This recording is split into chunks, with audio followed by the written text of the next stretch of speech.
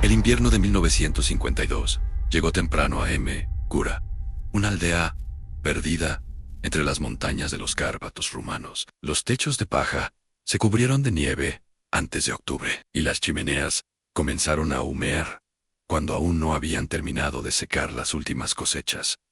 Era un lugar donde todos conocían a todos, donde las puertas no tenían cerraduras y los niños jugaban en calles sin nombre hasta que la oscuridad los llamaba a casa. La vida transcurría con la predecible monotonía de las estaciones. Los hombres trabajaban la tierra rocosa, las mujeres tejían y cocinaban. Los ancianos se reunían frente a la iglesia a compartir historias que todos habían escuchado 1000 veces. Pero ese invierno algo cambió. Fue un cambio tan sutil que nadie lo notó al principio, como cuando una nota desafina ligeramente en una melodía conocida. El oído lo percibe, pero la mente tarda en procesarlo. Comenzó con pequeñas ausencias. El cartero que no llegó un martes, el comerciante que no apareció por su ruta habitual, cosas que en cualquier otro lugar habrían pasado desapercibidas. En Gura, donde cada ausencia se sentía como un diente faltante, estas pequeñas disrupciones crearon ondas silenciosas de inquietud. La gente comenzó a caminar más rápido por las calles, a cerrar las ventanas antes del anochecer, a contar a sus hijos con más frecuencia. A nadie hablaba de ello abiertamente, pero todos sentían que algo había cambiado, como si una sombra invisible se hubiera posado sobre el pueblo, alterando imperceptiblemente el ritmo de la vida cotidiana. Si esta historia te intriga, no olvides suscribirte al canal y activar las notificaciones para más misterios que desafían la lógica. Gura se aferraba a la ladera de la montaña como una cicatriz antigua. 43 casas de piedra y madera, una iglesia ortodoxa con campanario torcido y un pozo común en el centro de la plaza. El pueblo existía en un aislamiento casi completo. El camino más cercano a la civilización serpenteaba durante 3 horas por senderos que se volvían intransitables en invierno. Los habitantes dependían completamente unos de otros para sobrevivir. Cada familia tenía su función.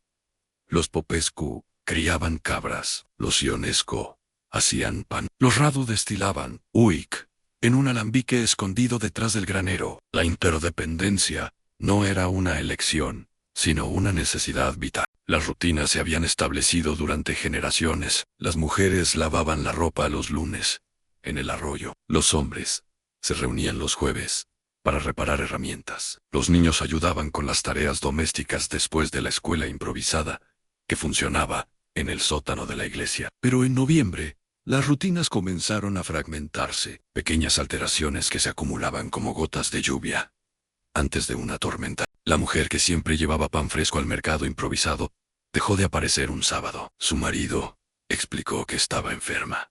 Al siguiente sábado, tampoco apareció. Esta vez, el marido no ofreció explicaciones. El hombre que arreglaba zapatos cerró su pequeño taller sin avisar. Su casa permaneció en silencio durante día. Cuando alguien preguntó, los vecinos se encogieron de hombros y murmuraron algo sobre familiares en la ciudad. Estas ausencias crearon huecos en el tejido social del pueblo, huecos que la comunidad intentaba llenar, reorganizándose silenciosamente, como agua que fluye alrededor de piedras en un río. En el centro de estos cambios, observando desde la ventana de su pequeña casa junto al cementerio, estaba la abuela que todos conocían, simplemente como la anciana. Nadie recordaba cuándo había llegado la anciana a Gura. Algunos decían que había aparecido después de la guerra. Otros juraban que había estado allí desde siempre, como las piedras del cementerio o los árboles centenarios. Su casa se alzaba en el límite del pueblo, donde el camino se desvanecía entre las lápidas cubiertas de musgo. Era una construcción modesta, con ventanas pequeñas que siempre parecían estar observando, y un jardín de hierbas que florecía extrañamente, incluso en los inviernos más duros. Cada mañana, la anciana salía a recoger leña. Su figura encorvada se movía con una determinación silenciosa entre los árboles, llenando su cesta con ramas secas que parecían elegir con criterio específico. Nunca hablaba con nadie durante estas excursiones, pero su presencia se sentía como una constante vigilancia. Por las tardes, La veían sentada en su porche, tejiendo con agujas que producían un sonido metálico distintivo. An clic, clic. Un ritmo hipnótico que se mezclaba con el viento entre las hojas. Los niños que pasaban cerca aceleraban el paso, sin entender por qué. Su pasado era un misterio que nadie se atrevía a investigar. No tenía familia visible, no recibía cartas, no participaba en las celebraciones del pueblo, ni en los lutos comunales. Existía en los márgenes de la vida social, presente, pero no integrada. Sin embargo, la gente la buscaba cuando necesitaba remedios. Tenía conocimiento de hierbas que aliviaban dolores y curaban fiebres. Sus ungüentos funcionaban mejor que cualquier medicina disponible en la región, pero siempre cobraba de manera extraña, nunca dinero, sino objetos personales. Un anillo, una fotografía, un mechón de cabello. Durante las noches de noviembre, algunos vecinos comenzaron a notar luces moviéndose en su jardín, luces tenues que parecían flotar entre las plantas, apareciendo y desapareciendo, sin patrón aparente. Cuando se preguntaba al respecto, ella sonreía, con una expresión que no llegaba a sus ojos, y cambiaba de tema. Los niños comenzaron a tener pesadillas, después de pasar cerca de su casa. Pesadillas, con una figura que los llamaba por sus nombres. Desde la oscuridad. Diciembre llegó con nevadas que aislaron completamente a Emegura del mundo exterior. Las carreteras se volvieron intransitables, y el pueblo se replegó sobre sí mismo, como un organismo que busca calor. Fue entonces cuando las ausencias se volvieron imposibles de ignorar. El comerciante que visitaba el pueblo cada 15 días no había aparecido en más de un mes. Su última visita había terminado con él comprando hierbas en casa de la anciana. Algunos recordaban haberlo visto caminar hacia su casa esa noche, pero nadie lo vio partir al día siguiente. La familia que vivía en la casa azul, junto al arroyo, simplemente desapareció. Sus vecinos asumieron que habían viajado a pasar el invierno con parientes, pero las cabras quedaron sin alimentar, y nadie había visto salir equipaje de la casa. Las conversaciones en el pueblo se volvieron susurradas. La gente se reunía en grupos pequeños, intercambiando miradas significativas y frases a medias. Nadie quería ser el primero en verbalizar lo que todos comenzaban a sospechar. Aparecieron marcas extrañas en algunos árboles cerca del cementerio, símbolos grabados en la corteza que nadie reconocía, pero que parecían formar patrones deliberados. Los más ancianos del pueblo fruncían el ceño al verlos, como si despertaran memorias enterradas. Los animales comenzaron a comportarse de manera extraña. Los perros aullaban por las noches, mirando fijamente hacia la casa de la anciana. Las gallinas dejaron de poner huevos. Las cabras se negaban a pastar cerca del cementerio. Un niño de 7 años despertó gritando una noche, jurando que había visto a su abuelo muerto, caminando por el jardín de la anciana. El abuelo había fallecido 2 años antes, pero el niño describió con precisión exacta la ropa con la que había sido enterrado. La distancia social alrededor de la anciana se volvió palpable. La gente cruzaba la calle para evitar pasar frente a su casa. Las madres prohibían a sus hijos jugar cerca del cementerio. Incluso, el padre de la iglesia comenzó a evitar las visitas pastorales a esa parte del pueblo, pero nadie se atrevía a confrontarla directamente. Era como si un tabú invisible protegiera sus actividades. Una conspiración de silencio que todos respetaban, sin entender completamente por qué. La anciana continuaba con sus rutinas, como si nada hubiera cambiado. Pero aquellos que la observaban notaron que su jardín de hierbas había crecido considerablemente, extendiéndose hacia el cementerio con plantas que nadie había visto antes en la región.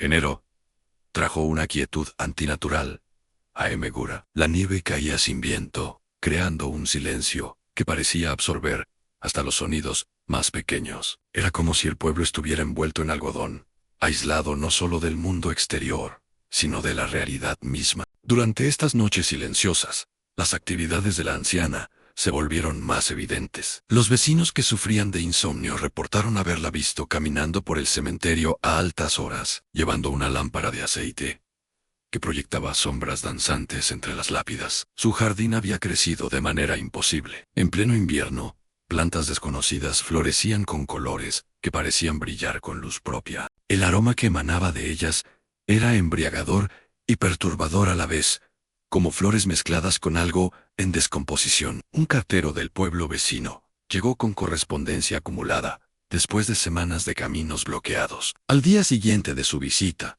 su caballo fue encontrado vagando sin jinete en las afueras del pueblo.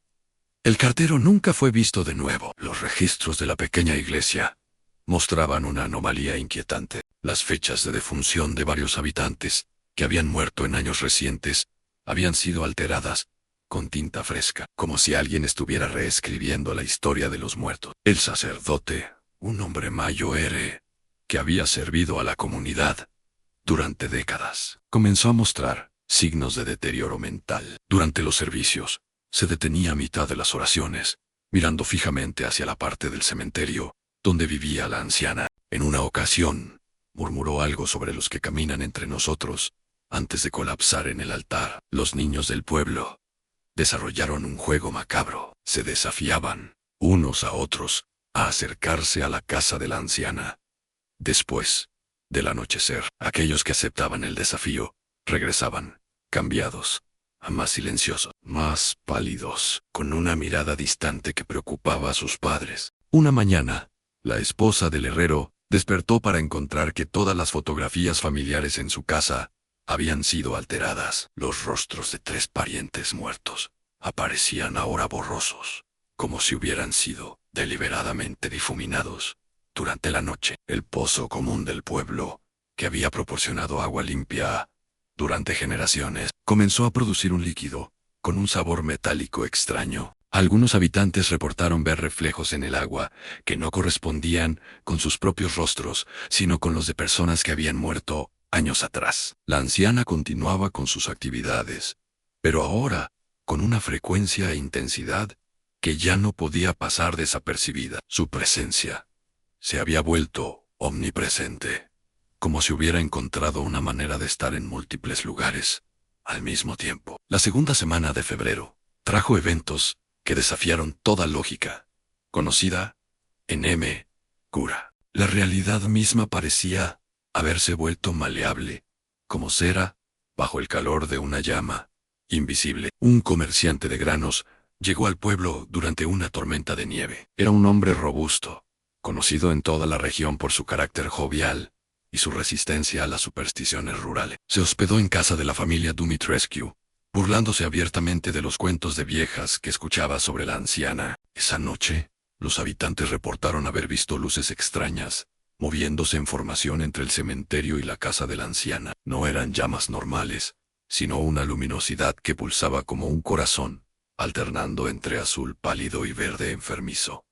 Al amanecer, el comerciante había desaparecido. Su habitación estaba intacta, con sus pertenencias cuidadosamente ordenadas sobre la cama. Pero en el suelo había huellas que no correspondían a pies humanos, a marcas circulares, que parecían haber sido hechas por algo que se arrastraba. Los testimonios de esa noche variaban, pero todos coincidían en elementos perturbadores. Varios habitantes juraron haber escuchado voces familiares, llamándolos desde la dirección del cementerio. Voces de parientes muertos que susurraban sus nombres con una claridad imposible. La anciana no fue vista durante 3 días consecutivos. Su casa permaneció en silencio absoluto, sin humo saliendo de la chimenea ni signos de vida. Pero su jardín continuó creciendo, extendiéndose ahora claramente más allá de los límites de su propiedad, invadiendo las tumbas más antiguas del cementerio. Una niña de 9 años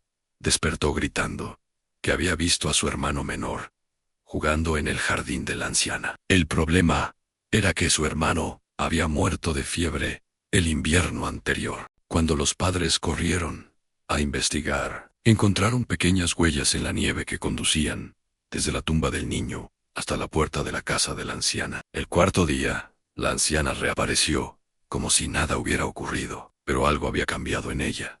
Su paso era más firme, su mirada más penetrante, y por primera vez en la memoria de todos, sonreía abiertamente mientras caminaba por las calles del pueblo. Esa sonrisa era lo más perturbador de todo. No era una expresión de alegría, sino algo más primitivo y hambriento, como si hubiera logrado algo, por lo que había estado esperando durante mucho tiempo. Los perros del pueblo dejaron de ladrar. Los gatos desaparecieron. Incluso los cuervos, que siempre habían abundado en el cementerio, se marcharon sin explicación aparente. Marzo llegó con un deshielo prematuro, que reveló la magnitud de los cambios ocurridos durante el invierno. Lo que se descubrió bajo la nieve alteró para siempre la percepción de normalidad en Gura. Las primeras familias comenzaron a partir sin fanfarria ni despedida. Simplemente desaparecían durante la noche, dejando atrás casas perfectamente ordenadas y posesiones que parecían haber sido cuidadosamente seleccionadas para quedarse. No era un éxodo masivo, sino una migración silenciosa y selectiva, como si cada familia hubiera recibido individualmente una señal para partir. Los que se quedaban no hacían preguntas sobre los ausentes. Era como si un acuerdo tácito hubiera sido establecido: no hablar de las partidas. La población del pueblo se redujo de 43 familias a 26 en el transcurso de 6 semanas. Los servicios esenciales continuaron funcionando. La vida cotidiana se reorganizó automáticamente para llenar los vacíos dejados por los ausentes. La anciana se volvió más visible en la vida comunitaria. Comenzó a participar en actividades sociales, de las que siempre se había mantenido al margen. Su presencia ya no causaba inquietud, sino una extraña sensación de inevitabilidad, como si siempre hubiera estado destinada a ocupar un lugar central en el pueblo. Su jardín había alcanzado proporciones que desafiaban toda lógica botánica. Se extendía ahora por todo el cementerio, transformando el lugar de descanso de los muertos en un jardín exuberante que florecía independientemente de las estaciones. Las lápidas desaparecían gradualmente bajo la vegetación, como si la tierra reclamara a sus ocupantes. Los habitantes restantes desarrollaron una rutina nueva.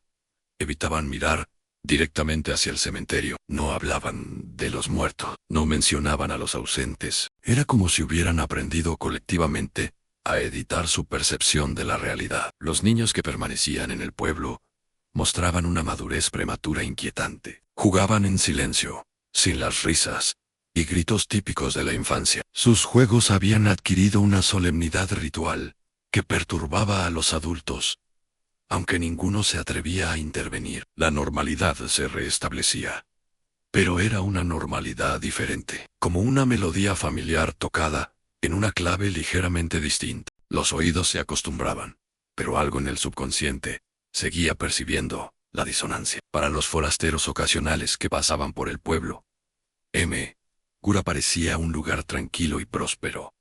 Los habitantes eran amables, pero reservados. Las casas estaban bien mantenidas. Los jardines florecían con una abundancia poco común en la región montañosa. Nadie mencionaba las casas vacías. Nadie hablaba del cementerio transformado en jardín. La conspiración de silencio se había vuelto tan natural como respirar. Los años pasaron como hojas que caen de un árbol imperceptiblemente al principio, luego en una cascada silenciosa que transformó completamente el paisaje de Gura. En 1962, 10 años después de aquel primer invierno extraño, el pueblo había encontrado un equilibrio peculiar. La población se había estabilizado en 18 familias, no menos, nunca más, tan como si existiera una cuota invisible que debía mantenerse. La anciana había envejecido, pero de una manera que desafiaba las leyes naturales. Su cabello se había vuelto completamente blanco,